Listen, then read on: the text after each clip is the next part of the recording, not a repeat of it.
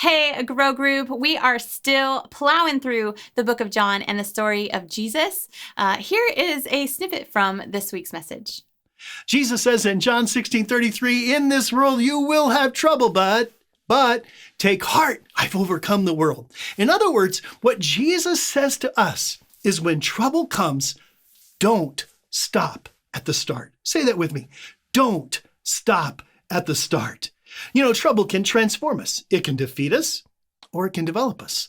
It can make us victims, or it can make us victors. And the difference between defeat and develop, the difference between victim and victor is not stopping at the start of trouble. Jesus' promise is at the end of chapter 16, but as you work backwards from Jesus' promise that we'll have trouble, we find he too had trouble. He said in verse 32, a time is coming, and in fact has come, when you will be scattered, each to your own home. You'll leave me all alone. Yet I'm not alone, for my Father is with me. Whoa, this is poignant, because a lot of people think Christianity is an escape from trouble. No, it's not. Our founder had trouble, and he said if we'll follow him, we would have trouble too.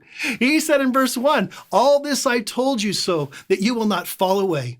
They're going to put you out of the synagogue. He's saying that, the religious leader going to kick you out of the church, right? Their community, it was kind of the hub of their life. It's kind of like being banned from Starbucks. You couldn't just cope after that. Like the center of the community was the synagogue. And he says, it's going to get worse. Look at verse 2. He says, in fact, the time's coming when anyone who kills you will think that they're offering a service to God.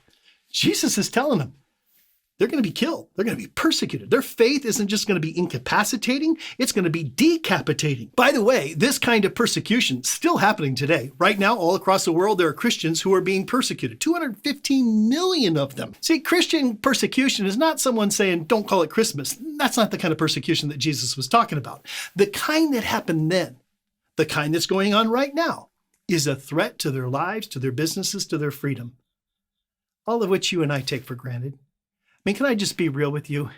When worship happens here and we get to honor God in freedom, we ought to be here gathered online together. We ought to be here before it starts. We ought to be on our feet in our living rooms, in our cars, wherever we're watching from, hands in our air, lungs filled, singing our hearts out to Jesus, because right now we have the freedom to do that. 215 million Christians across the world do not. And one day we too might discover Christianity is a battleground, not a playground. All right, off my soapbox, onto this passage about trouble. Look, if you're looking for an easy faith, like an easy way out of trouble, I got to tell you, you got to look somewhere else, because this is not for you. By the way, when you find yourself engulfed in trouble, don't stop at the start. Don't think it's a conspiracy. Oh, the devil's out to get me. I'm number one on his hit list. No, you are not. We all just have this tremendous tendency when trouble comes to us to just kind of dismiss it to some kind of conspiracy or some action of the devil. Don't do that. Don't stop at the start of trouble. Ray said, when trouble comes, don't stop at the start. Now, in just a few minutes, your group leader will have some questions for you, but let's start with this one. What in the world is Ray talking about? Why shouldn't we try to stop trouble? What's his point? Go for it.